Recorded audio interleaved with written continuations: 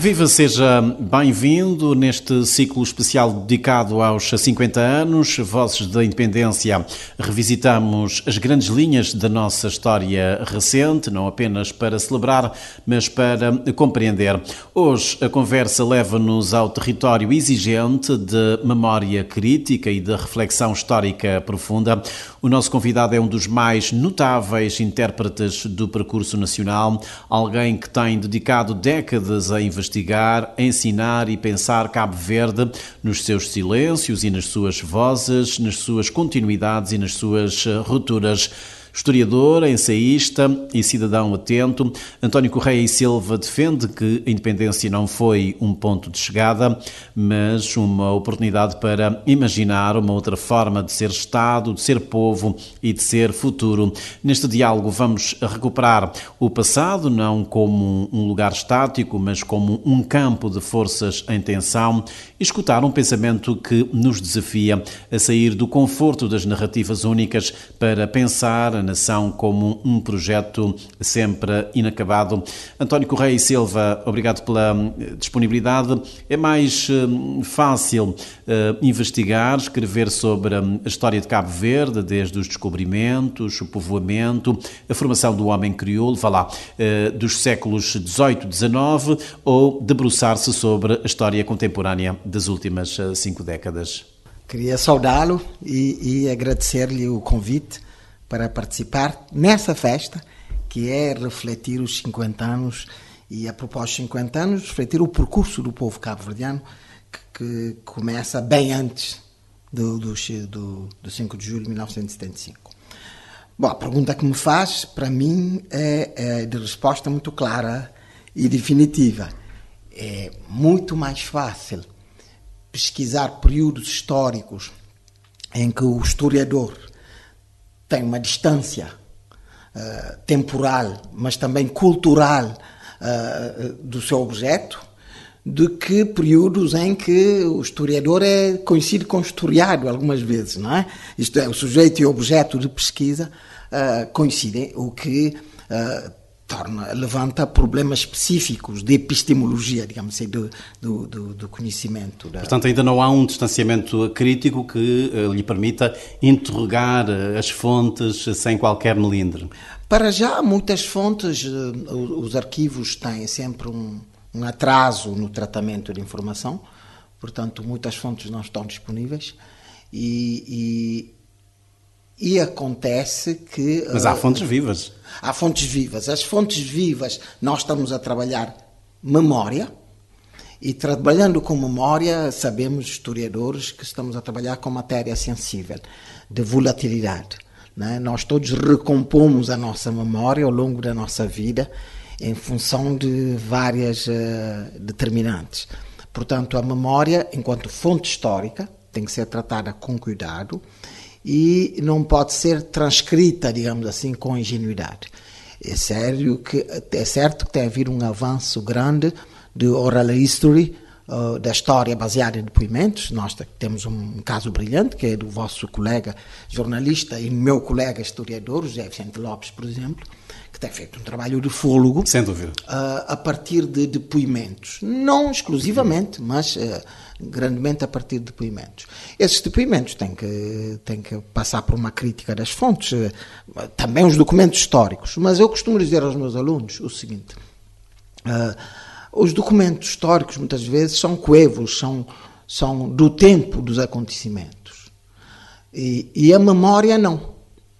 E, portanto, há aqui virtualidades. É certo que os depoimentos muitas vezes dão-nos aspectos que os documentos muitas vezes de Estado, oficiais, etc., não dão. Não é? Uma história sentida, próximo do humano, os depoimentos às vezes vão mais longe, não é? Isso é verdade. Mas há muita gente que diz, nós conhecemos razoavelmente bem, e até por causa desse trabalho da História Geral de Cabo Verde, conhecemos, enfim, esse percurso da nação dos séculos XVIII, XIX, mas agora essa história que vem de 75 a esta parte, ainda parece-me que ainda não começou a ser conhecer contada. razoavelmente bem a história do século XVIII, XIX, eu acho uma ousadia de afirmação. Eu acho que não. Não. Conhecemos mal sobretudo, temos uma grande dificuldade em passar a barreira do já conhecido, não é? Toda a história, toda a ciência tem dinâmica de fronteira móvel, né? Tem novas questões, novos conhecimentos e, portanto, não creio que conheçamos, e podemos falar de alguns aspectos aqui, que conheçamos tão bem esse período longínquo. Agora, uma coisa é um conhecimento factual dos factos, dos acontecimentos, outra coisa é a sua compreensão. Não é? A sua inteligibilidade. Isso levava-nos também ao ensino da história. Sim, mas podemos falar sobre isso mais. Como área de ciência, a história tem a ambição de produzir inteligibilidade, ou seja, intelligere, ler dentro, portanto, a interpretação dos fenómenos e a sua compreensão. É diferente de mero conhecimento no sentido do senso comum, de saber quem são os personagens, em que data ocorreu tal acontecimento. Muito bem. Há dias, numa conferência, uma conferência inaugural para precisamente também assinalar os 50 anos da independência de Cabo Verde, o senhor dizia que estes 50 anos são os que mais transformaram e transfiguraram Cabo Verde. Porquê? Seguramente. Ou seja, este pequeno país deu passos de gigante nestes 50 anos. Se você... Os cabo-verdianos têm consciência disso? Não. Sobretudo porque a renovação das gerações em Cabo Verde é muito forte, não é? E muitos cabo-verdianos jovens não têm consciência, acham que Cabo Verde nasceu assim e tudo que vem acham natural, não é? Eu vejo isso com os meus próprios filhos, não é? Eles são filhos de historiadores, a minha mulher, mas mesmo assim eles têm ilusão. Uma vez, conto-lhe uma história pequena, encontrei uma pessoa, um amigo, e eu disse-lhe, olha, eu por acaso não me lembro de ti no liceu. E ele disse, eu era da turma tal e tal, aquela conversa que temos já nessa idade, né? E despedimos-nos e o meu filho brincou comigo, disse, pai, tu tens a pretensão de conhecer as pessoas de todos os liceus da praia? E eu disse, não, no meu tempo só havia um liceu na praia. E ele retrucou, disse, pois, quando eu pergunto se o avô Filhinho conheceu dinossauros, tu estranhas. Mas, de facto, para ele, haver um único liceu, para nós era natural, havia 2 liceus no arquipélago. No tempo dos meus pais, havia um único liceu no arquipélago. Mas para estudar em São Vicente, porque havia um único liceu. No meu tempo havia 2. E, de repente, isso só para dar uma proliferação de liceus, não lhes passa pela cabeça. Um indicador. Médicos. Não é? Antigamente, acesso a médico era uma coisa... O que estava disponível, quando estava, eram enfermeiros, não é? Quer dizer, os cabo-verdianos da geração antes da independência, grande parte deles nasciam em casa. Não é? Grande parte deles, se for a uma praia de mar, estou a dizer coisas pequeninas, se fizer uma amostra de umbigo, você vê a história de Cabo Verde. Há pessoas que têm umbigo cortados em casa, artesanalmente, etc. E uma nova geração de Cabo Verde tem umbigos diferentes. Não é? Porque nasceram... Isto é, são coisas do cotidiano. Não é? Este país se transformou em coisas, muitas vezes, que os próprios atores vão esquecendo, vão naturalizando. Não é? E por isso que uma mirada para retrovisor, às vezes, é importante. Primeiro, para termos consciência da distância que fizemos. Nada de ufanismos, não é? A independência nos prometeu muita coisa ainda que resta conseguir. Mas fizemos uma distância. O importante da independência não são os ganhos que fomos tendo, os ganhos de percurso. É o espírito da independência. O espírito da independência é um espírito empreendedor. Não é? Eu diria que a independência libertou o cabo-verdiano que estava amarrado pelas circunstâncias históricas e fez com que, com a sua soberania, pudesse inventar o seu futuro. Não sem constrangimentos, com muitos constrangimentos, mas pudesse inventar o seu futuro. Portanto, a independência é um grande encontro de nós conosco, nós próprios, conosco.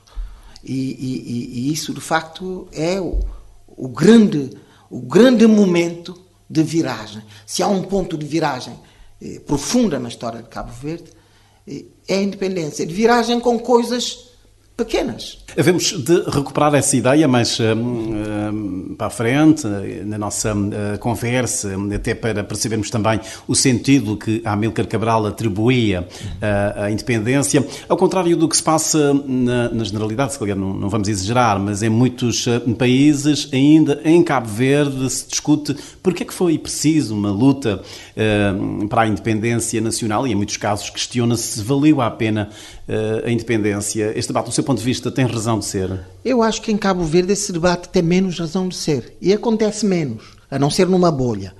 Isto é, dá-se por a independência é um adquirido. Não está no diferente. É claro que um país jovem, que muitas pessoas são mais velhas do que o país, né? Então põe sempre a questão porque viveu, etc. Mas a independência é um legado neste momento. Não é um ponto de discórdia grande. Porquê? Porque a independência trouxe ganhos incomensuráveis, palpáveis, verificáveis. Hoje as pessoas fazem uma história retrospectiva, não é? Bom, se tivéssemos sido colónia, mas deixar de ser colónia, estando numa região autónoma de um país continental, e do país continental que está dentro da União Europeia, que é uma União Europeia, devemos dizer, que é uma construção maravilhosa. Isto é. Sabe que há muita gente que recuperou esse discurso precisamente em 2007, 2008, quando Cabo Verde conseguiu o estatuto especial junto da União Europeia. Sim, há uma coisa, há gente que aborda esse passado de formas diferentes. Há uns que fazem por a especulação histórica. E fazem a especulação. Está certo, está legítimo. Tem uns que são saudosos, o saudosismo é um sentimento que está em muitas pessoas. E esse sentimento, muitas vezes, tende a branquear uma realidade, a branquear um passado.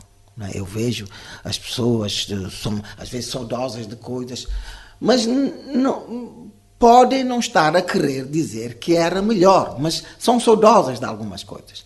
Mas a independência trouxe ganhos para Cabo Verde, que são evidentes. Agora, esses ganhos são comparáveis àquilo que, no caso de Cabo Verde, hoje ser uma região autónoma da União Europeia. É uma coisa especulativa, isso não aconteceu. Mas, devo dizer, é uma opinião muito própria. Eu vejo as regiões autónomas. Cabo Verde não tem razões de ter uma inveja desmedida de muitas regiões autónomas europeias. E depois, isso com ganhos materiais. Mas há ganhos imateriais da independência. E esses ganhos são fundamentais, não é? Em termos de autoestima, de soberania, de representação externa, de nome próprio. Não é? Isto Agora, dizendo isso, longe de mim achar que tem sido rosas só esse percurso. Não.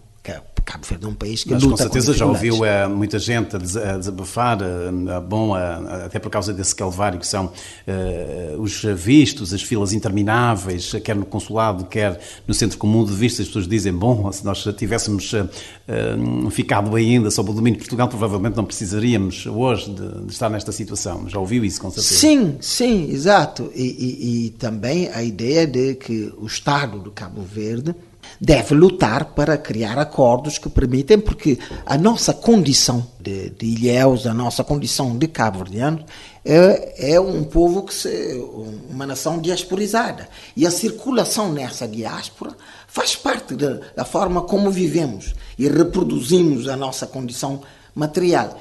E os bloqueios à circulação representam uma limitação, um constrangimento forte a este pequeno país, é verdade. Doutor António Correia e Silva, porque é que defende que a independência de Cabo Verde tem uma forte ancoragem na história deste arquipélago? Sim. A independência de Cabo Verde, podemos estudar como José Vicente, ver os bastidores. Mas eu, às vezes, gosto de recuar mais e ver as antevésperas, não é? A longa história que vai desaguar na independência. Cabo Verde, como sabe, durante um primeiro tempo, era uma extensão da metrópole. A elite que veio para aqui é uma elite portuguesa. Né? A primeira que funda de armadores, que resgatava escravos na costa da Guiné, reexportava, criou uma economia de plantação, uma sociedade escravocrata. Deixemos pessoas que não conhecem a história, as suas resistências, mas isso está provado à evidência. Portanto, em determinado momento começa a haver a contradição entre essa mesma elite portuguesa de origem, que vai se mesclando, até, que está nas colónias, começa a ter uma diferença exatamente no controle, por exemplo, das liberdades do comércio, os impostos, etc. E começa a haver uma separação, digamos assim, de interesse e de formação de uma identidade outra. Mas, a meu ver, e vou ser quase radical a dizer-lhe isso, hoje estou absolutamente convicto, enquanto historiador, o que faz Cabo Verde como nação, né? Muitas ilhas, povos que vieram de muitos lugares, com muitas tonalidades de pele, de origens, etc. O que faz tudo isso uma nação é o risco. O primeiro risco é a gestão do risco geofísico. Estamos no Sahel, não podemos pensar a nossa história fora do Sahel e fora do oceano, da insularidade. O Sahel insular, que é o título do meu primeiro livro, é a moldura para se compreender Cabo Verde. E os cabo-verdianos,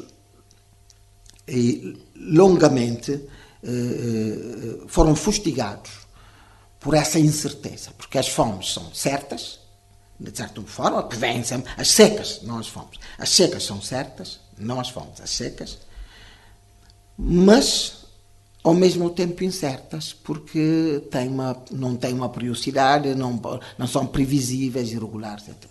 Isso cria um risco. Os cabo-verdianos se estruturam como uma comunidade de risco, de gente que partilha esse risco. Pode-me dizer, o risco é diferencial, há uns que morrem e outros que não morrem, que estão sempre protegidos. É verdade. Há uns que morrem, mas há outros que empobrecem. Portanto, é uma comunidade de destino, digamos, incerto. Exato. Que partilha essa incerteza. Essa certeza é fundamental. Essa certeza ligada à seca, que é determinante a partir de um determinado momento da história. Outra coisa é o risco geoestratégico. A história de Cabo Verde é determinada por duas indeterminantes. Uma indeterminante climática e outra indeterminante geoestratégica. Isto é, de repente a nossa vida muda quando a nossa posição estratégica se valoriza no Atlântico.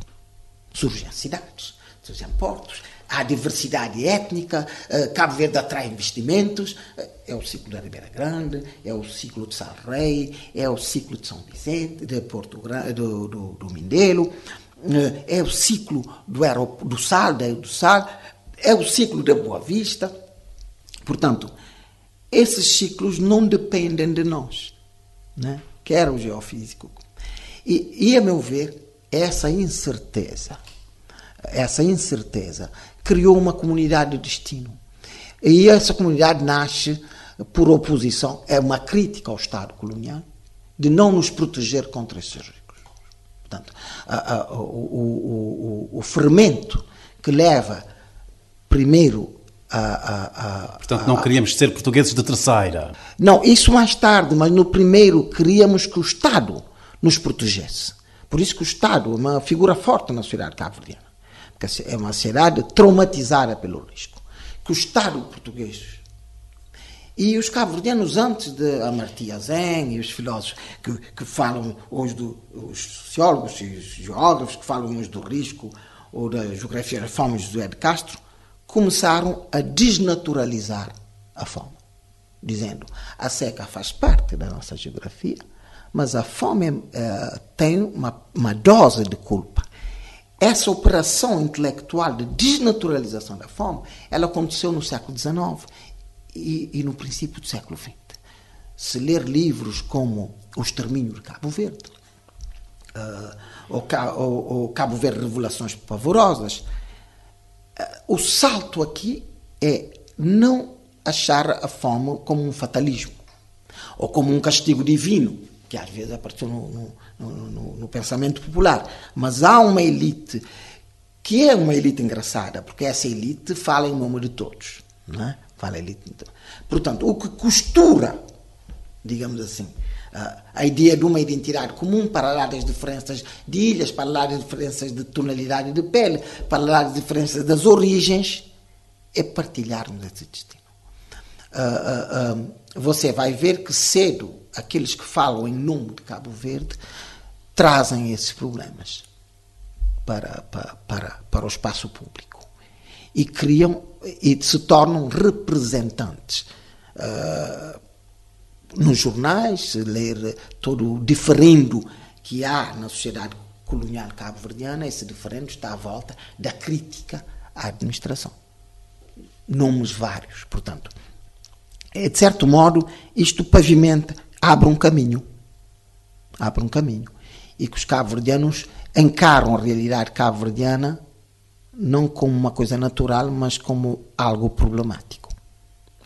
E esse discurso que problematiza Cabo Verde, ele nasce no século XIX, de certo modo tem antecedentes antes. A Companhia Grão-Pará e Maranhão, com seus monopólios, provocou revoltas, provocou um ressentimento que depois vai desaguar com a independência do Brasil e a ideia de separação, mas isso fica para trás. Mas ao longo do século XIX e do século XX porque há também, temos que admitir, o regime liberal português cria um espaço de liberdade de organização, de liberdade de imprensa, desde logo, né? Liberdade de associação, etc. Portanto, a partir dos anos 30 de 1800 até um século, até o Estado Novo, há um clima de liberdade, não é? Liberdade que, com avanços e recursos, mas que permite jornais livres, etc. E, claro, há esse exercício. Com o Estado Novo, essa elite, na constelação do Estado Novo, os jornais vão desaparecendo, não é? A censura instala-se. Mesmo o investimento educativo, que foi uma coisa para o qual a geração do Eugênio Tavares, de Luís Loff, de muitos deles, lutou, não é? Abertura de escolas, e essa é uma coisa engraçada, porque eles acreditam na inteligência do cabo-verdiano como o grande instrumento de transformação. Não é? Portanto, exigem o texto mais contundente do Eugênio Tavares é sobre a questão das escolas. Não é? É claro que essa geração não consegue pensar a independência, não é? Ou pensa-o como uma utopia, ou então uma escatologia também, um fim do mundo, uma coisa tal. Mas pensava na independência, mas logo de seguida se desconjurava essa ideia. Por exemplo, uma forma manhosa que às vezes que a gente vê súbito, aplaudiam as lutas que tinham lugar noutros lugares.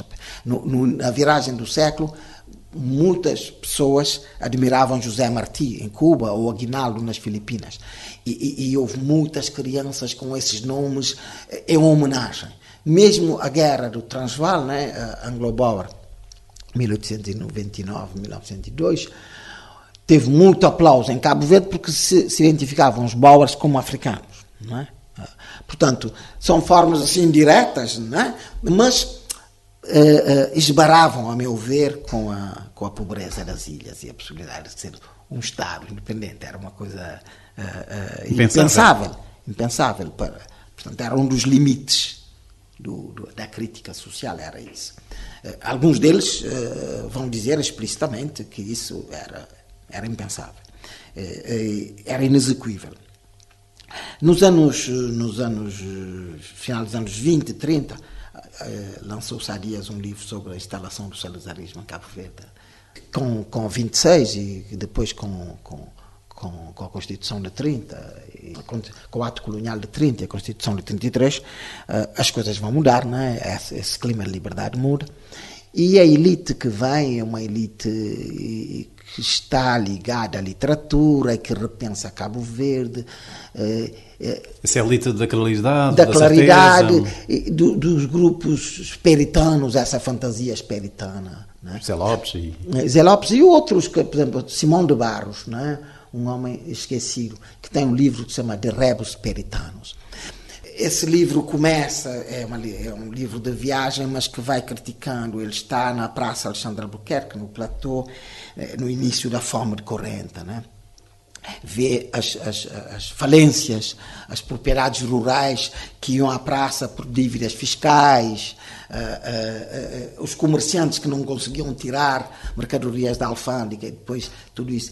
E vai deixando essas críticas, portanto, mas a literatura vai continuar o discurso reivindicativo por outros meios, não é? Por outros meios. Aquilo vai haver censura a partir de lá, há censura, mas a gente vê uma identificação com o objeto Cabo Verde e com os problemas de Cabo Verde, né? A busca do Brasil, de certo modo, esse namoro com o Brasil é uma fuga, né? A ideia de sermos uma versão rebaixada de Portugal, né? Mas o resgate também da questão cultural que está no Jaime Tavares, com as suas mornas, com o Pedro Cardoso, na valorização do folclore, etc.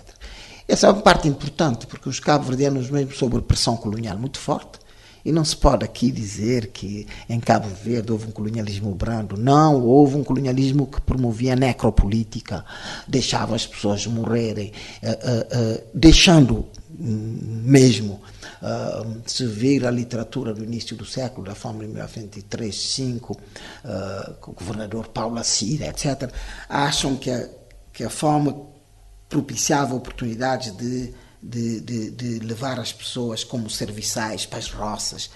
E, portanto, há claramente um colonialismo duro. Mas dizia, portanto, essa geração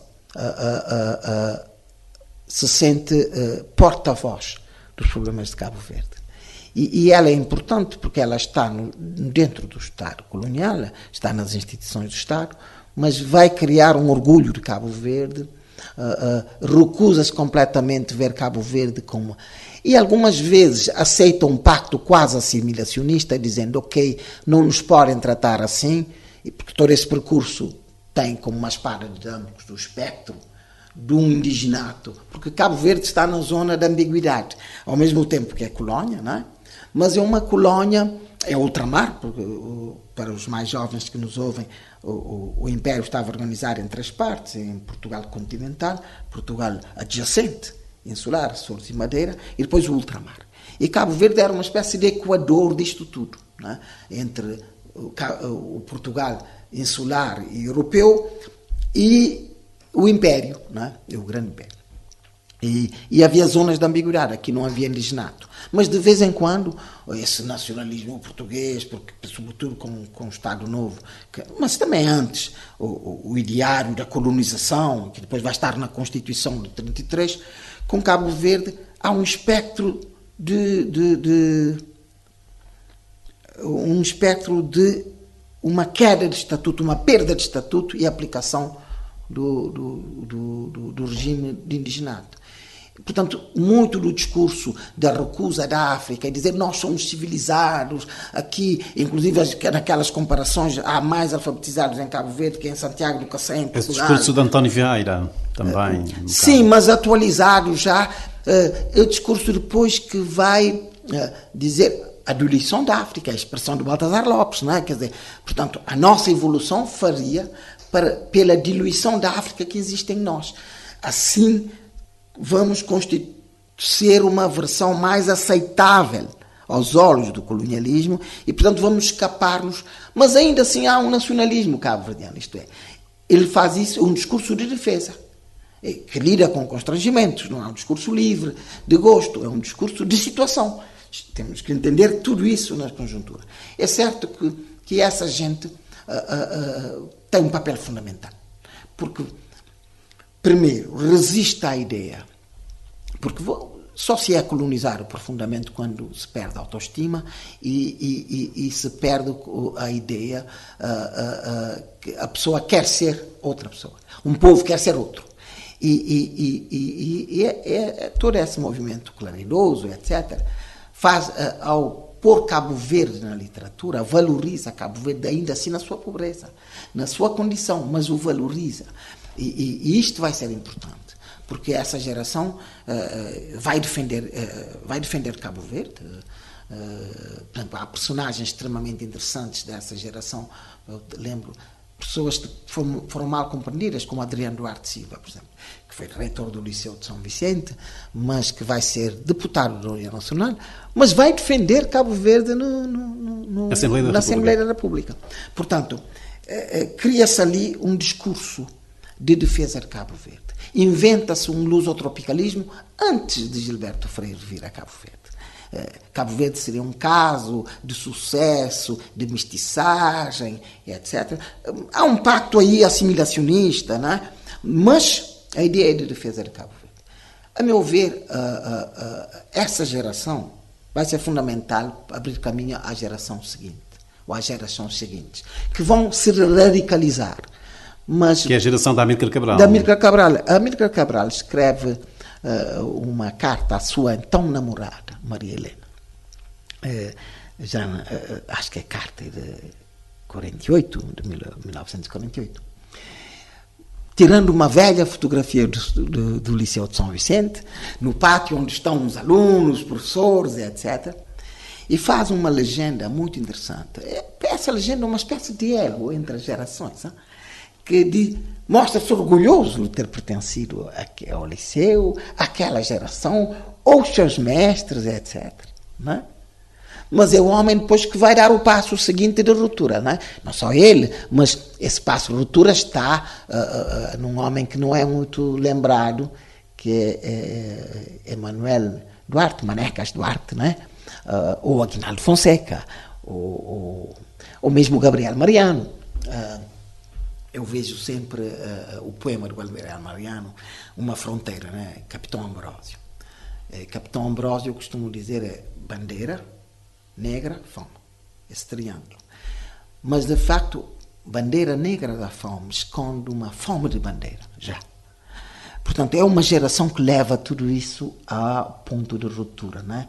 Os outros criam equilíbrios, leva tudo isso a ponto de ruptura. Portanto, a independência que não era credível, que não era pensável, primeiro, depois que só podia ser utopia,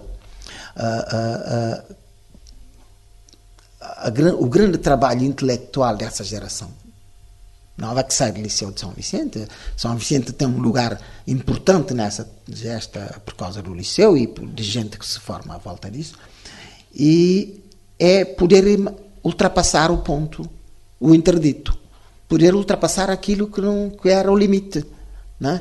E pensar a independência como não só possível, como credível, politicamente credível. Ou seja, dá espaço então à mobilização e uma forma orgânica de contestação. Portanto, e todo esse percurso que o doutor acaba de reconstruir leva-nos àquela ideia também que de vez em quando vem à tona. Amílcar Cabral é pai da nacionalidade, as pessoas confundem com o criador da nação, ou seja, portanto a nação nasceu muito antes. No século XVIII. Amílcar Cabral aspirou a uma pátria, não provavelmente o construtor da nação. A nação é uma palavra policiânica. Agora, deixe só corrigir para evitar... O que eu digo parece um percurso linear, não é? O percurso que fizemos assim, claro. Muito rapidamente. Não, todo o tempo é contraditório. Há pessoas que pensam assim, há pessoas que pensam assado. Portanto, ao dizer essa geração da claridade, nem toda a gente, durante aquele tempo, pensava com a claridade, não é? Nem toda a gente depois, quando há novos movimentos que reivindicam já coisas mais radicais, etc., nem toda a gente. É contraditório. Só para dar essa nota, para evitar. Sim, a nação, ela é um conceito polissêmico e polêmico e, portanto, depende do que é que estamos a dizer que nação. Né? Nação como uma comunidade de destino autoconsciente que não necessariamente produz nacionalismo e que não necessariamente produz nacionalismo independentista. É preciso dizer, porque as pessoas fazem equivaler simples nação ao nacionalismo e nacionalismo à independência. Há nações sem Estado. Há nações, pessoas que partilham um conjunto de atributos culturais e, sobretudo, uma consciência de pertença. e de serem uma comunidade de destino, que pertencem, às vezes estão incluídas noutro Estado. Creio eu que um homem como o Eugênio Tavares, o Pedro Cardoso, o Luís Loff, tinham a ideia de Cabo Verde como uma comunidade de destino e que podia viver, sim, no quadro de um Estado plurinacional que era Portugal. Né?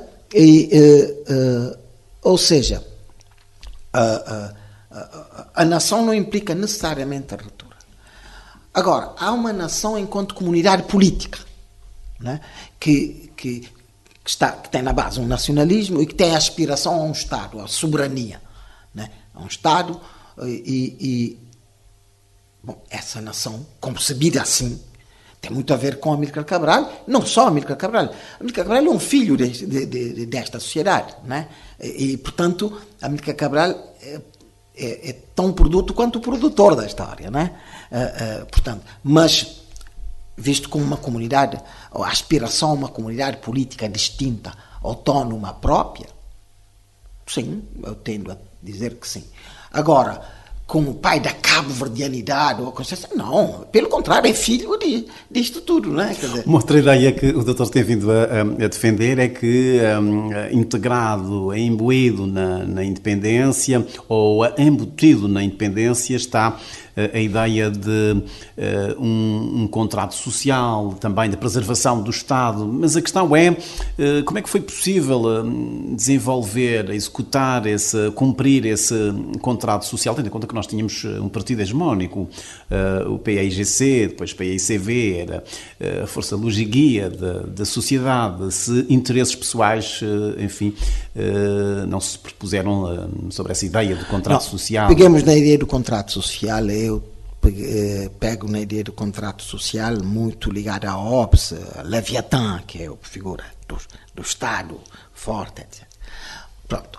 Esse contrato social surge não com a independência, surge ao longo desse percurso que falamos.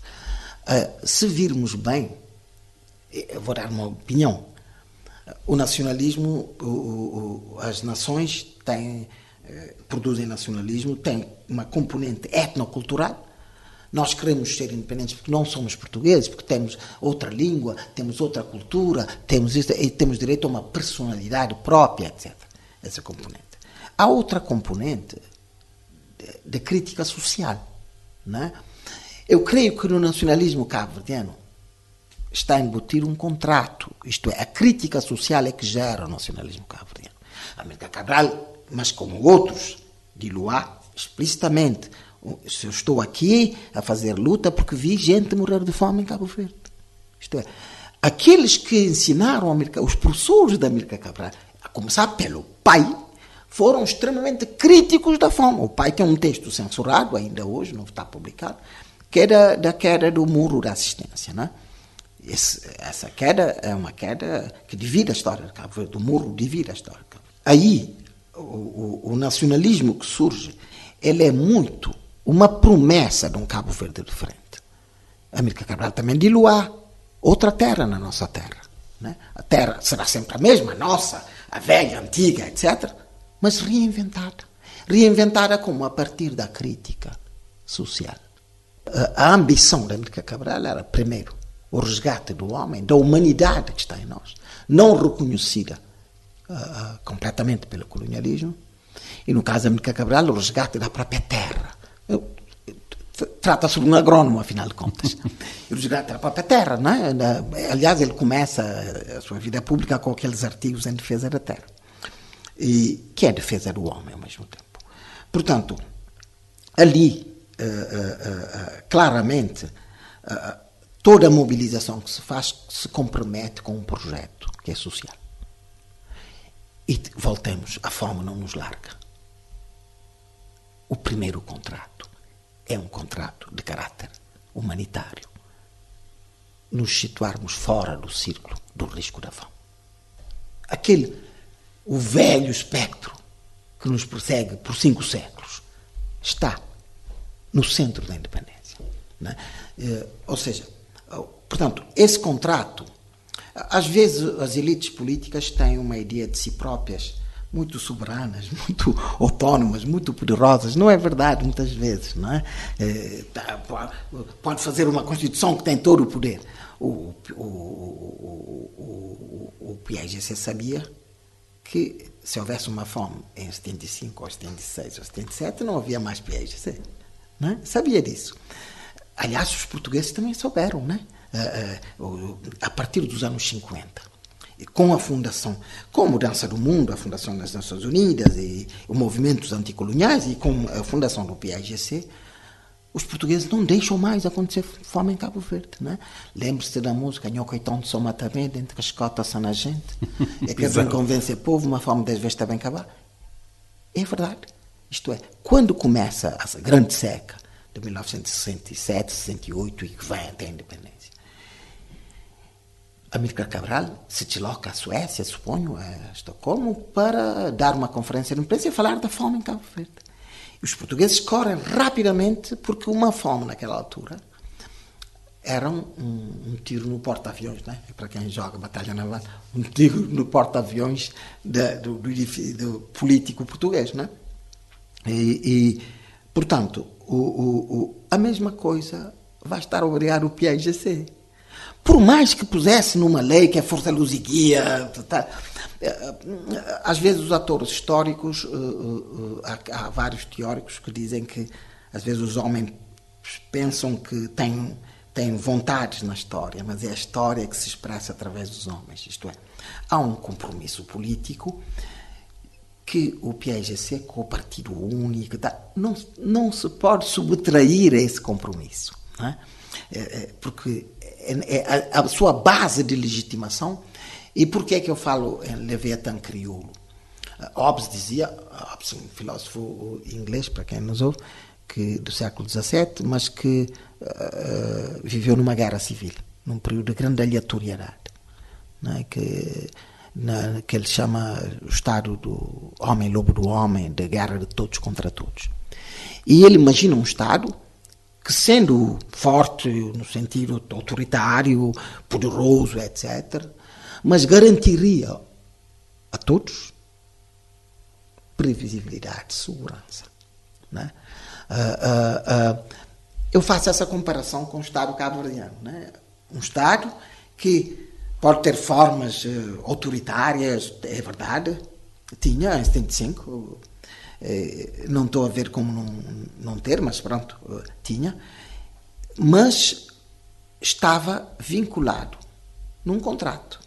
E um contrato é prometer aos cabo-verdianos que não voltavam à fome. Para justamente na linha do que está a dizer, quando Cabo Verde ascende à independência, 5 de julho de 1965, o arquipélago estava a atravessar o 8º ano de seca consecutivo, a infraestrutura produtiva era débil, os recursos humanos qualificados não abundavam, até porque convém lembrar também que na altura, com a independência, muita gente saiu, alguns médicos, professores também abandonaram o país, os cofres públicos estavam vazios, as finanças públicas exauridas. Como é que tivemos, digamos, arte e engenho para dar volta a esta situação e criar um Estado viável, quando toda a gente dizia que Cabo Verde era um Estado improvável? Havia gente que vaticinava 6 meses de vida ao novo país independente. Deixa eu dizer-lhe uma coisa que não é muito comum dizer-se sobre essa história.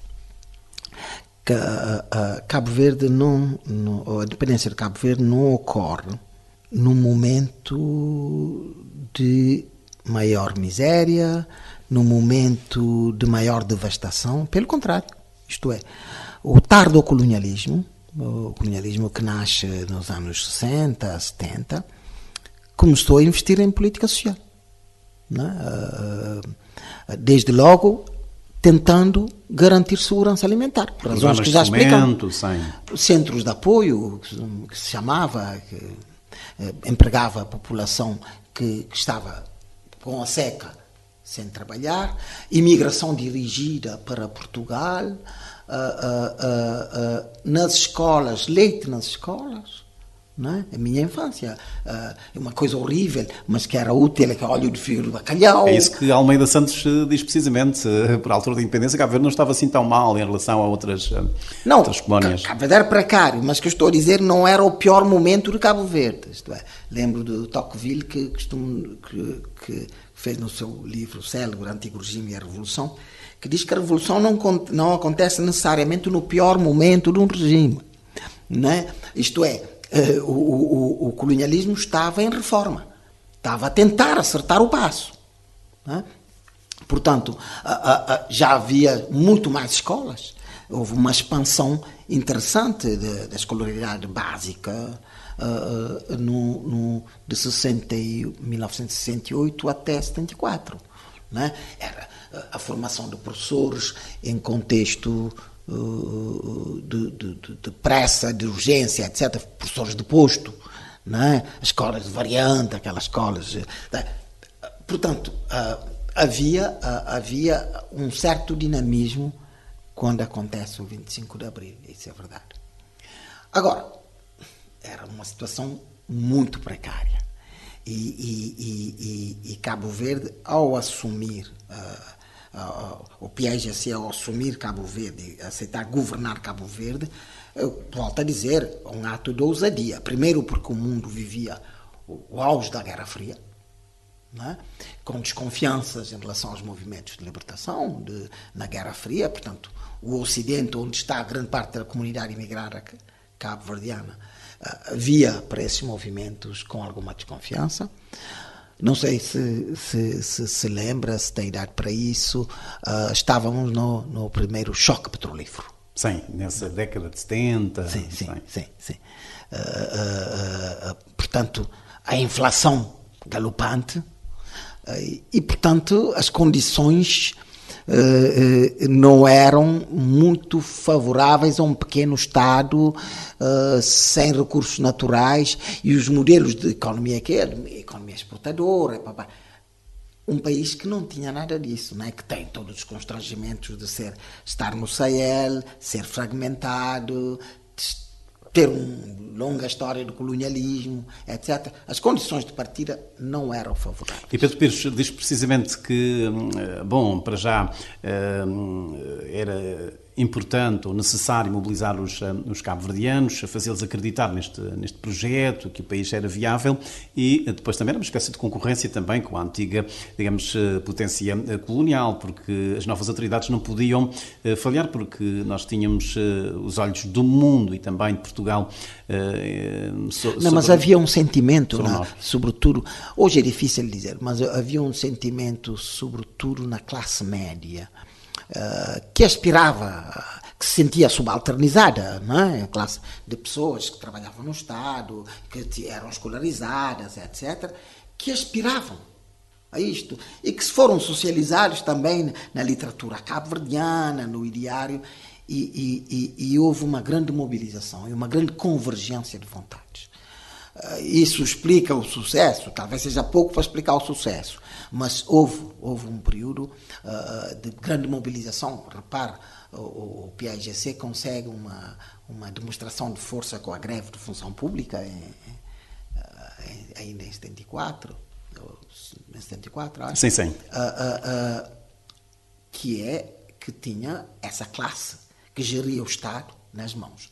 Em Cabo Verde tem uma sorte, saíram algumas pessoas, mas o grosso da administração era local. Não é? Vamos ver em Angola e Moçambique, com 25 de Abril, com estabilidade, a classe média evapora-se e vai para Portugal, porque a classe média era portuguesa. Que não era portuguesa, era pouca gente, mas, portanto, o país tem aqui um baque, digamos assim, em termos do seu funcionamento. Não é o nosso caso, não é? Grande parte da administração é cá. Depois, creio que também, num período de transição, de discursos inflamados, mas rapidamente há um realismo em favor da manutenção. O que eu acho que foi interessante, porque quem vem com a adrenalina da guerra, da conquista, da revolução, poder fazer esse autocontrole e tentar, num primeiro momento, manter as coisas. Não é? manter as coisas. Creio que muitos dirigentes do PAIGC já tinham visto as independências africanas. René Dumont publicou aquele livro que na altura fez um grande impacto, provocou muito celeuma que a África começou mal, l'Afrique noire é mal partie. Eu digo que Cabo Verde começou bem, ou seja, mas terá começado bem também por causa das experiências que os dirigentes cabo-verdianos já tinham das independências africanas, não é?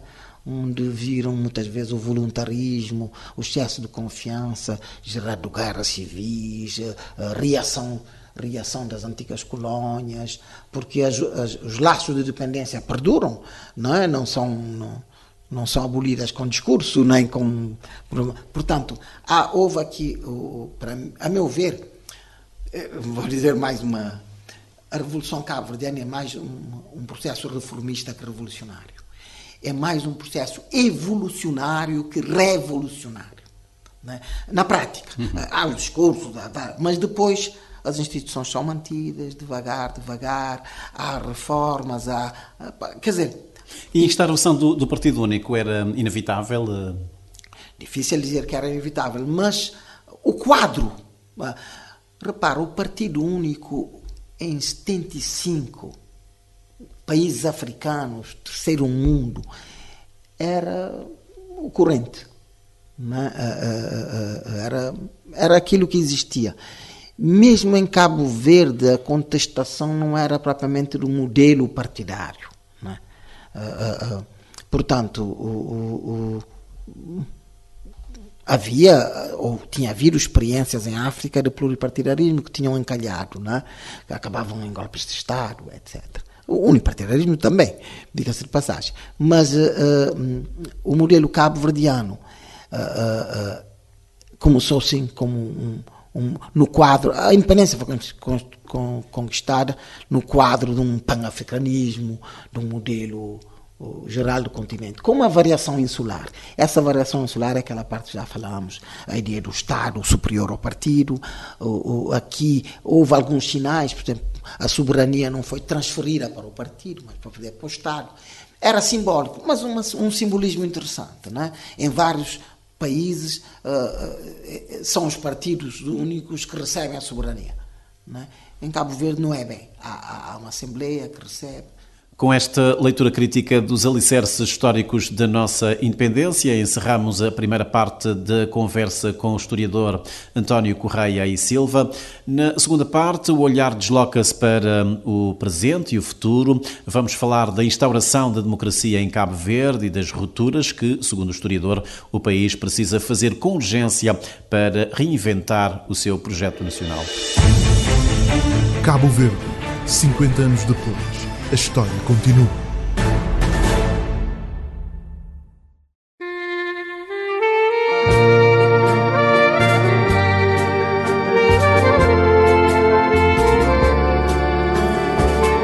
Cinquenta anos. Vozes da independência. Viva Cabo Verde livre e independente! Meio século depois do grito da liberdade, Cabo Verde olha-se ao espelho da história. Uma viagem pelas vozes que fizeram, viveram e pensaram a independência. Memórias, desafios e esperanças cruzadas no tempo, entre o que fomos, o que somos e o que ainda podemos ser. 50 anos, Vozes da Independência. Um relato falado da nossa história comum.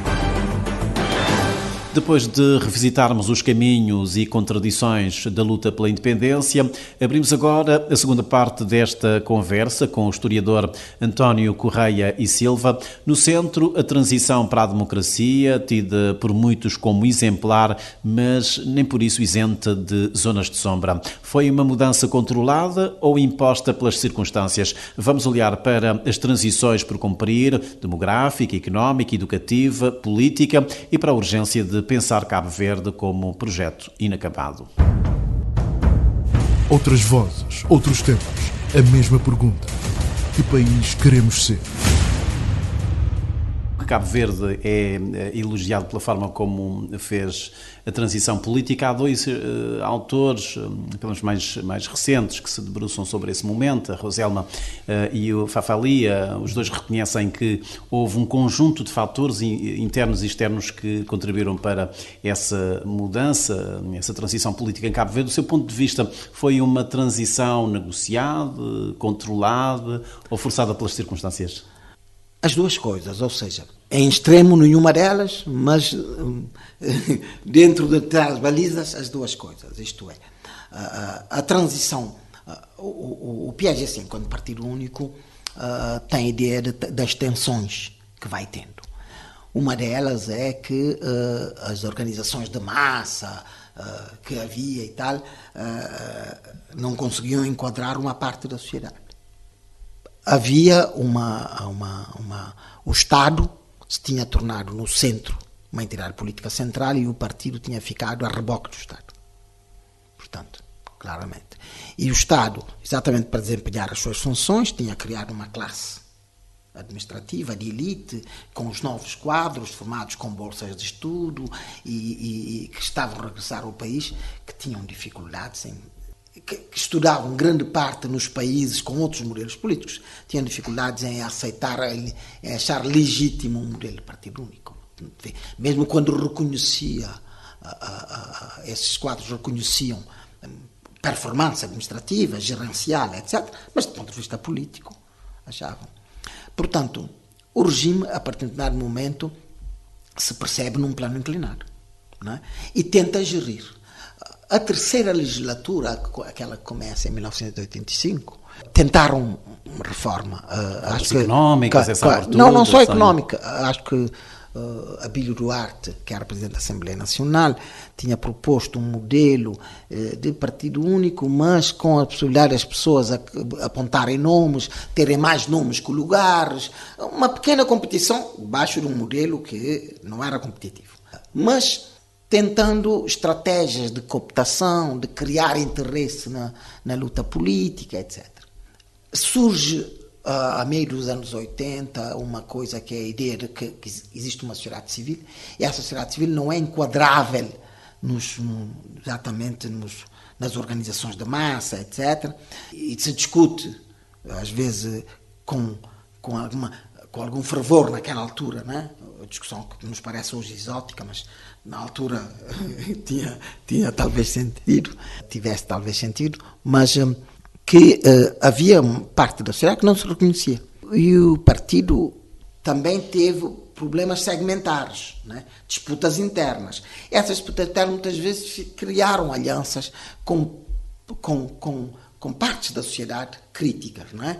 E, portanto, já havia uma dinâmica a ter. Internacionalmente está a ocorrer perestroika, né? Está a ocorrer perestroika, portanto, o grande país do Partido Único e tal estava claramente num processo de reforma, e dentro do PAICV há dilemas, né? De avanço ou não avanço, mas chega ao terceiro. Há também a questão do modelo económico, né? Um modelo económico de mais mercado, porque o primeiro modelo económico era que a ideia que havia um déficit empresarial no país, e esse Estado de prestador, provedor, tinha que ocupar várias áreas, né? Transportes, energia, saúde. Né? A partir de um determinado momento começa a ser, é preciso. Provavelmente, a meio dos anos 80, começa entre os doadores. Cabo Verde não é um país que tenha problemas de captação de ajuda, o país é muito bem sucedido na sua capacidade de ajuda, mas começa a haver sinais de condicionamento da ajuda em troca de reformas, não é? Mesmo numa área política social-democrata europeia, que tinha sido sempre aliados. Alguns países referenciais para Cabo Verde também entram em crise. A Argélia é um país que esquecemos, que teve um peso enorme na luta, no apoio, etc. O modelo também está a entrar em crise. Então, a partir de um momento, no terceiro congresso do PAICV, que acontece em 1988, há aqui tensões, etc., mas ainda em 90 as coisas se precipitam. A queda do muro, o próprio São Tomé, que era dentro do bloco. Eu acho que o PAICV, entre receios e ousadia, avançou para... Começado rapidamente a sociedade. Com a queda do artigo 4º? Antes da queda do artigo 4º. Sim, não, o artigo 4º caiu tarde. Mas logo no início de 90, quando, em março, né, com o movimento dos cidadãos, o grupo dos 600, rapidamente a sociedade entrou em ebulição, porque de facto queria mudança de regime. Isso é que achei interessante, porque enquanto a maior parte dos países limítrofes, ou vizinhos aqui, a transição fazia-se de uma forma em que o antigo poder caía e nasciam conferências nacionais paralelas, assim no Benin, no Mali, numa data de países em que são movimentos sociais que assaltam o poder, criam conferências paralelas. E em Cabo Verde a transição se faz dentro das regras, dentro do calendário normal, no quadro das instituições vigentes. Portanto, são as instituições ligadas ao Partido Único que aceitam a certa abertura para se negociar os termos de transição. E os termos vão ser negociados. E aí a oposição nascente, à volta de um movimento, consegue vitórias negociais extremamente importantes. Eu mesmo perguntei-me, porquê que conseguem... Claro, porque o PAICV, ao mesmo tempo que era um parceiro, que era um ator, um disputador, mas era também o responsável pelo processo. Portanto, se o processo não desse certo, era importante que o mundo visse um processo exemplar. Se a culpa recaía sempre no PAICV. Repara, em março, abril de 90, o PAICV quer eleições presidenciais. Roselma Évora diz que o partido, o PAICV, tinha uma sondagem que lhe dava vitória folgada nas eleições pluripartidárias. Não sei se tinha essa vantagem, pode ser, mas eu acho que o PAICV, por um lado, estava obrigado a ter uma transição exemplar, não é? Portanto, e aí tinha tendência a ceder para ter uma oposição concordante, de certo modo, com as regras, e aí é importante, porque normalmente vimos também muitos processos africanos, quem comanda a transição cria regras muito próprias, muito convenientes, divide a oposição, etc. Não acontece aqui. Como é que olha para essa situação quando o MPD ganha as eleições e o Primeiro-Ministro, Pedro Pires, pede demissão do governo? No imediato e questionei sobre isso, ele disse que já não tinha legitimidade para continuar. Mas antes, o quadro institucional fica de pé, o que é maravilhoso relativamente aos processos que estão a ocorrer naquele momento, em que o quadro institucional colapsa, pura e simplesmente. Não é? Ou há fugas de antigos dirigentes, ou há golpes de Estado. A Cabo Verde não aconteceu nada disso. Não aconteceu nada disso, é maravilhoso. É que às vezes a gente não tem perspectiva comparativa o que está-se a passar no continente. Portanto, as regras são negociadas. As regras são negociadas em vários aspectos, o calendário, o sistema eleitoral. Isso é maravilhoso. Sabe que há muitos jornalistas, estudiosos também da comunicação, que dizem que esse período de transição, ainda antes das eleições, é o período de maior liberdade de imprensa em Cabo Verde. É possível, todos os períodos de transição, mas também o período de transição de 74, 75. Sim, também. Os períodos de transição têm isso, porque são períodos de... Ninguém quer censurar. Períodos de indeterminação e são períodos de grande espontaneidade de expressão. E, portanto, há aqui algo que eu acho que é um ganho coletivo nosso, né? De ter um processo que é pacífico, que é muito participado, quer dentro da classe política, quer pela sociedade, né? Falou agora de comunicação social, e que produz um desfecho, portanto, o fim do regime, qualquer do artigo 4º, e a lei dos partidos políticos e tudo isso, e provoca eleições, e que há alternância. Nas primeiras eleições pluripartidárias da República Cabo-Verdiana.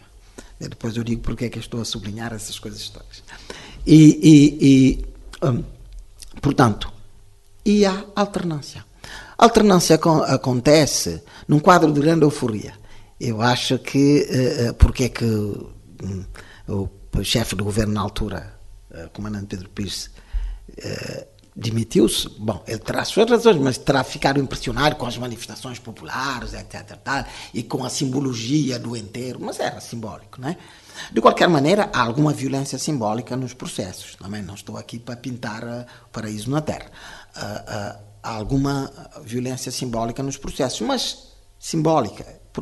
Estamos a ver na Europa, na África, processos bem violentos.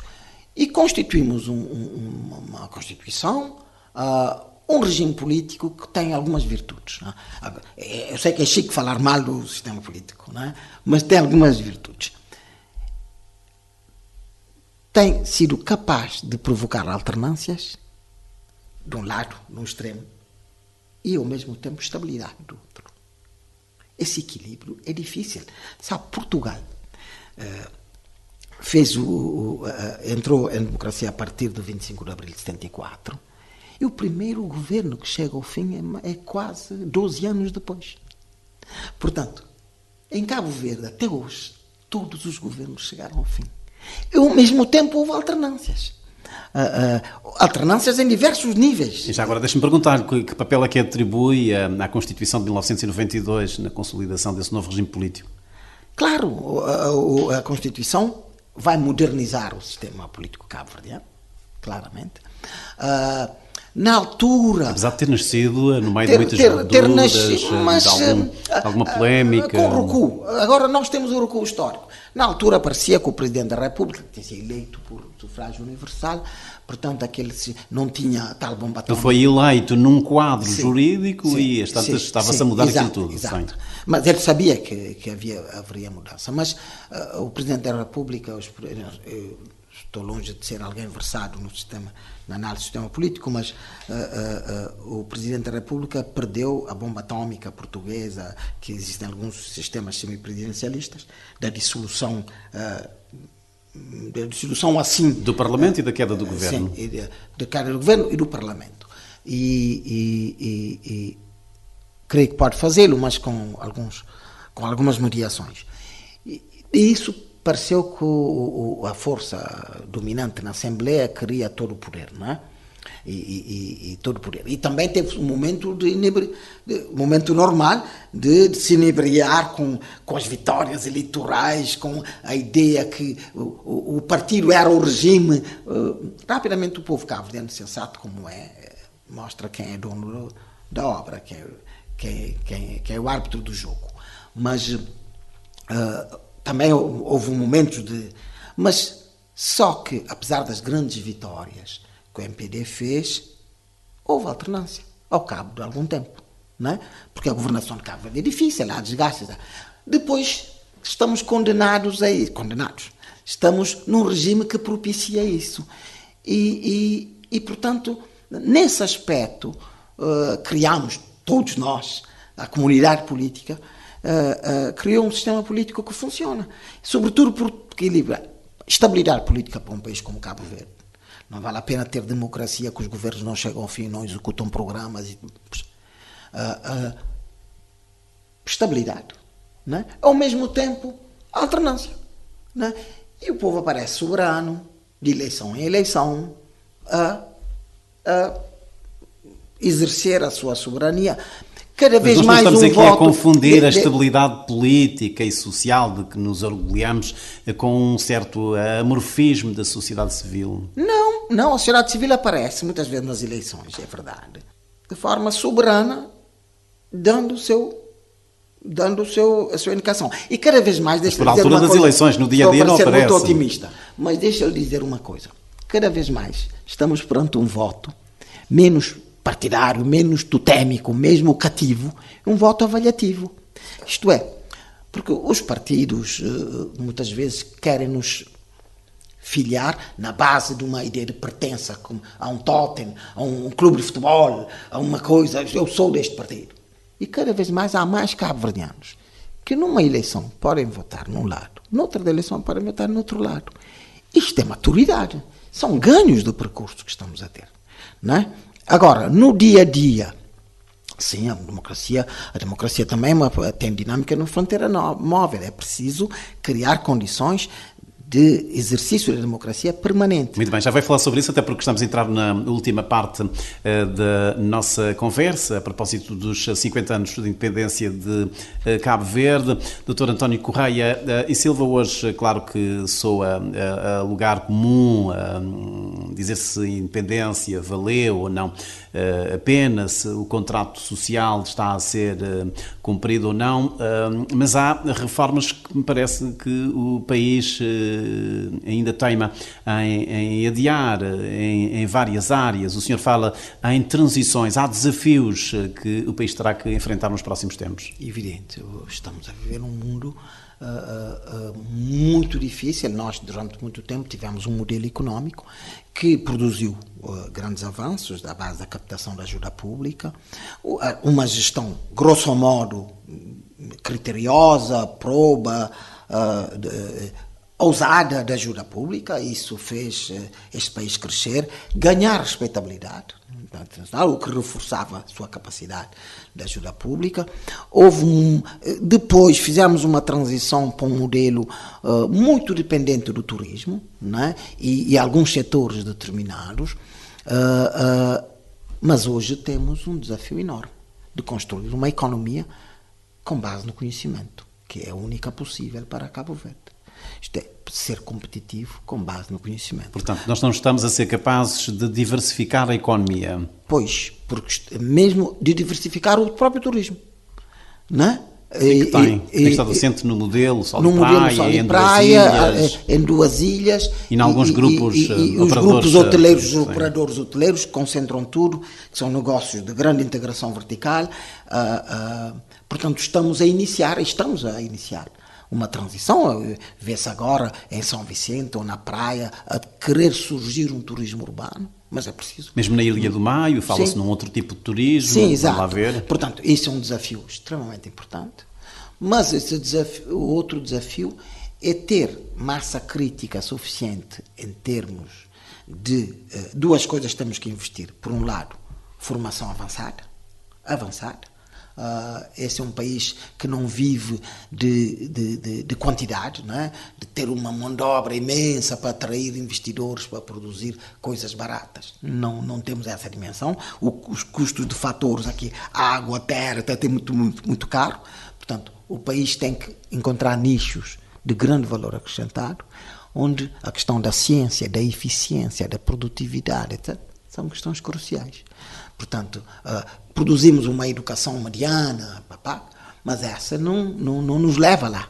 Portanto, temos esse desafio que é crucial de constituir nichos de setores de grande integração na economia mundial, com muita competitividade, em que o nosso diferencial é a eficiência, a produtividade, a flexibilidade. Portanto, mesmo temos a questão institucional, a inovação institucional para chegarmos lá. Mas isso é um desafio enorme. Cabo Verde não tem ancoragens muito fáceis, não é? Estamos numa comunidade ainda em Constituição, não é? Ainda em Constituição. Oxalá a própria África tenha nos próximos tempos um papel mais forte. Estamos na periferia de uma Euroatlântica, aí junto à Macaronésia, etc., que é preciso encontrarmos também. A ideia de explorar a nossa geometria diaspórica da melhor forma, né? São desafios que temos para viabilizar uma economia que nos dê tal segurança e nos permita enriquecer enquanto nação. Temos outro desafio que o senhor classifica de uma transição demográfica. Até que ponto é que nós estamos a aproveitar o bónus demográfico? Não, o bónus demográfico não é eterno, é curto. Portanto, a aposta intensiva na educação, na eficiência, exatamente por causa disso. Porque, normalmente, os países, quando são muito jovens, podem ser relativamente pobres, têm vantagem do número de juventude, etc. Mas, na transição demográfica, vão envelhecendo. E, ao envelhecer, não se pode envelhecer sendo pobre. não é? Porque pode ser pobre e jovem, rico e velho. Agora, a distopia é quando somos pobres e velhos, não é? Portanto, isso não podemos ser. Portanto, à medida que o nosso relógio demográfico está a avançar, não é? Estamos a ver, já não há tantas escolas primárias no país, as universidades têm que saber que hoje a curva demográfica está a estabilizar, não tem tantos jovens assim. Depois tem concorrências também de outras universidades fora. Mas nós estamos a assistir à saída de muitos jovens de Sim, Cabo Verde. ainda por cima. O governo... Que vai agravar a questão da transição demográfica. O governo argumenta que, para já, toda a gente é livre de sair do país e que os jovens não estão impedidos de ir à procura de outras oportunidades de emprego noutras paragens, nomeadamente em Portugal, só como há uma diferença, neste momento os jovens saem com uma qualificação, deixando, enfim, supor que isso não acontecia antigamente. Sim, mas o que eu quero dizer é o seguinte, que a transição demográfica, ela nos põe perante tudo, aumenta a parada, não é? Porque nós temos pouco tempo para dar o salto, porque estamos a envelhecer, não é? A minha geração... Portanto, temos que aproveitar esse bónus demográfico agora. Agora, para fazer a revolução. Eu costumo dizer aos meus alunos, eu tenho que vos educar bem porque vocês vão pagar a minha reforma. Portanto, olhem o meu altruísmo. A brincar, evidentemente. Se houver uma debandada, o sistema de segurança social não terá sustentabilidade. Portanto, a sua reforma está em causa. Exato. Portanto, aí, por causa dessa transição demográfica que estamos a viver, e essas transições não são fáceis. Nós vivemos uma transição demográfica, uma transição sanitária, não é? Epidemiológica, como se diz, uma transição económica. E o problema é concatenar essas transições todas numa planificação longa para dizer, bom, nós temos pouco tempo para educar uma geração, para criar uma economia intensiva de conhecimento e que seja internacionalmente competitiva, capaz de gerar riqueza para Cabo Verde. E encontrar nichos. Desde logo, um nicho é a nossa cultura. A nossa cultura é fortemente apelativa. Não é? Tem essa... Portanto, mas... Tem-se falado muito nas indústrias criativas, numa indústria cultural, mas que para já está... Sim, ainda o exagero está no papel, quer dizer, exato, nas boas intenções. Ainda é uma expressão retórica, não é? Portanto, mas temos que construir a economia do mar, bom... Mas ela é intensiva no conhecimento, né? Em vida marinha, é intensiva no conhecimento. Portanto, nós temos que vencer essa batalha. Não está a falar das novas tecnologias, da inteligência artificial? Sempre novas tecnologias, da fronteira que é a vida marinha, que nós conhecemos pouco. Nós não criamos atividade económica a partir da vinha marinha, da biodiversidade. É um arquipélago pequeno, mas que tem muito biodiversidade, não é? Quando há dias eu estava a ver essas explorações de navios que estão a chegar ao fundo dos mares, etc., são novas fronteiras. Temos que ver para esse lado como possibilidades futuras, não é? E Cabo Verde precisa de uma transição política, a nossa democracia adapta-se a essa realidade arquipelágica? A nossa democracia tem as virtudes que eu já disse, mas agora deixa também... Falta o desafio de qualificar a democracia. Primeiro, qualificar, democratizar, às vezes até democracia, ou seja, a democracia ela é excessivamente partidária, não é? Excessivamente partidária, e ela tem um modelo tem às vezes... A democracia precisa ter também um balanço, um equilíbrio entre a competição, que faz parte da democracia, mas também a cooperação. Não é? É o que tem faltado nos últimos tempos. Veja que mesmo nomeação de órgãos independentes é difícil, porque há muita fulanização na democracia cabo-verdiana, muita fulanização. Portanto... Falta maturidade política? Cabo Verde precisa de uma nova geração de políticos ou... O que é que falta aqui? Não, para mim há um risco que corremos, é dos partidos que são instrumentos para o exercício da democracia, e são instrumentos incontornáveis, ficarem fins em si próprios. Ou seja, passarem a ver-se como fins em si próprios. Não é? Não como instrumento. Para você ver um debate parlamentar, muitas vezes, uma vez disse uma aluna, eles estão a discutir os seus problemas, não os nossos. Ou seja, isso, eu exagero, eu tive pedagogicamente dizer, aluna, você está num ato de radicalismo interpretativo. Mas há esse risco, não é? Portanto, o exercício do dissenso existe em toda a democracia e é bom que haja também na nossa Assembleia. Mas há esse risco, portanto, há coisas que temos que reformar a democracia. Temos que criar uma democracia não só com armadura legal, mas com cultura com o sentimento democrático, com a capacidade de entendimento. Falta o tal software. Exato, o software da democracia. Sobretudo a ideia de um legado, de um património coletivo a defender. Né? Eu posso estar num partido, você noutro, mas há um legado. Mas a democracia é cara em Cabo Verde ou há custos inerentes? O Estado é caro. O Estado e a democracia é cara. Isso leva-nos a uma necessidade de uma reforma do Estado de que se tem ouvido falar há muito tempo. Sim, mas longe de mim a ideia que toda essa armadura do Estado ou da democracia seja interpretar como desperdício. Não. Isso faz parte. Globalmente, Cabo Verde é um país bem governado. Hein? Portanto, eu sei que não é chique dizer isso, não é? Mas globalmente é um país bem governado. Agora, é preciso criar instituições, a tal inovação institucional, que sejam compatíveis com a nossa base fiscal, que não é grande, como sabe, e com a nossa dimensão de país, né? Com a nossa microinsularidade.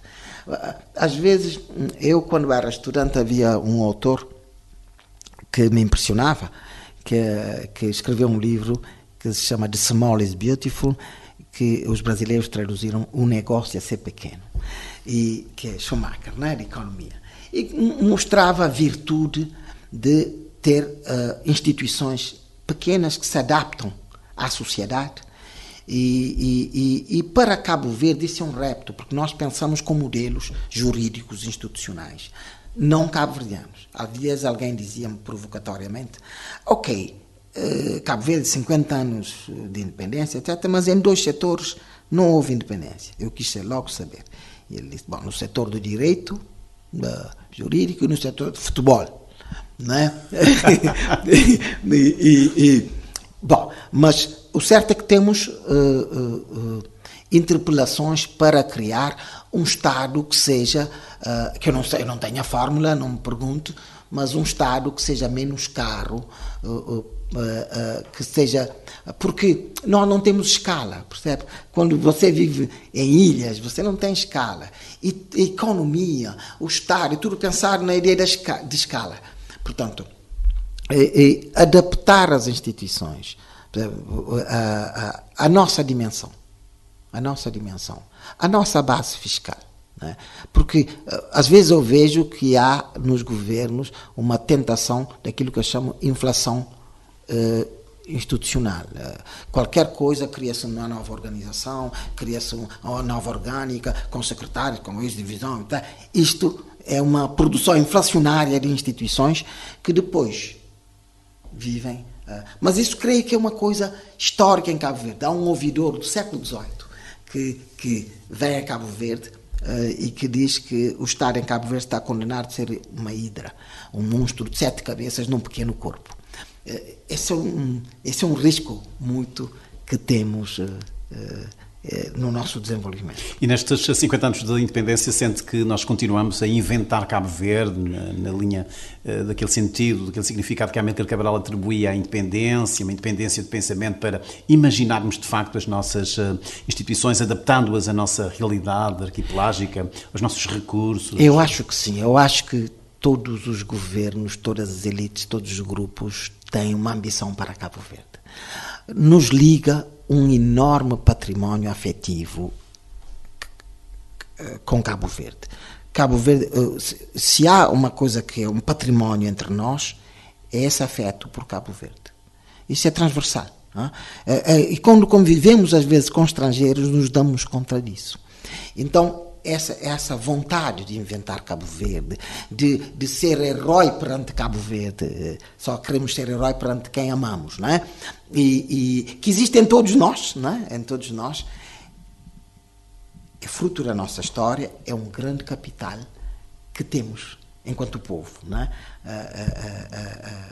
Alguém me dizia que aqui até, às vezes, pessoas que estão ligadas a tráfico, etc., são patriotas porque investem em Cabo Verde. Bom, mas Não deixa de ter piada. não deixa de ter piada, mas é um pensamento esquisito, mas vê-se que...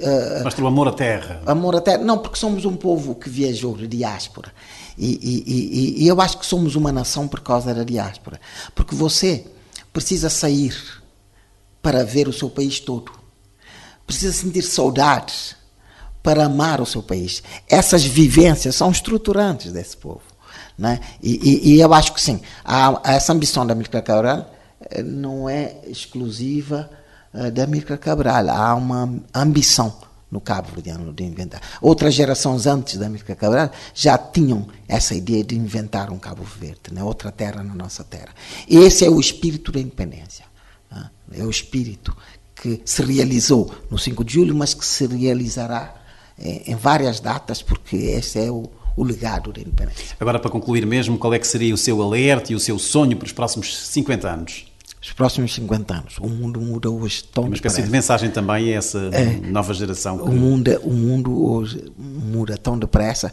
Primeiro, essa coisa de afeto, isto é, o Cabo Verde só existe por causa do nosso afeto, da nossa teimosia, do nosso sonho e como dizia um imigrante, a gente sai, mas a terra não sai de nós e portanto, isto, para se manter, precisa dessa adesão, né? Os jovens saem, etc., mas em algum momento onde voltar, algum momento vão investir, algum momento representa orgulho para nós, somos uma comunidade, somos uma nação. Isso é uma parte importante. Outra é a ousadia.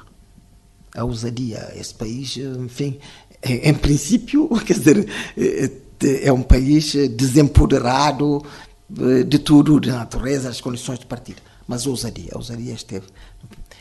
É difícil prever os desafios concretos dos próximos 50 anos, mas temos que ter essas coisas, afeto e um grande sentido de ousadia. Uma coisa que eu acho importante, os músicos, as composições falam muito de nós e revelam o que nós somos. Há uma morna do Manel Novas, né? De Manel Novas, que se chama 5 de Julho. Essa morna é de facto eu acho, penso no 5 de Julho, penso nessa morna e nos poemas de Cursino Fortes. E essa morna fala de uma coisa que é a inteligência dos nossos filhos, né? A crença que os cabo-verdianos têm na criatividade, na inteligência, né? Eu acho que essa é a aposta, né? E quando eu vejo Cursino Fortes, né, nos seus poemas sobre a independência, né, de boca concêntrica na roda do sol, isto é, essa implicação com Cabo Verde, essa busca por Cabo Verde, e que isso seja eterno, que isso seja sempre a nossa condição. Fica esta mensagem, Dr. António Correia Silva. Obrigado por ter vindo aqui a este espaço, a este ciclo de entrevistas a propósito dos 50 anos de independência de Cabo Verde. Nós percorremos as fundações do Estado, as rupturas que moldaram o presente, os silêncios da história e os desafios ainda por vencer. Obrigado pela sua colaboração. Eu que agradeço.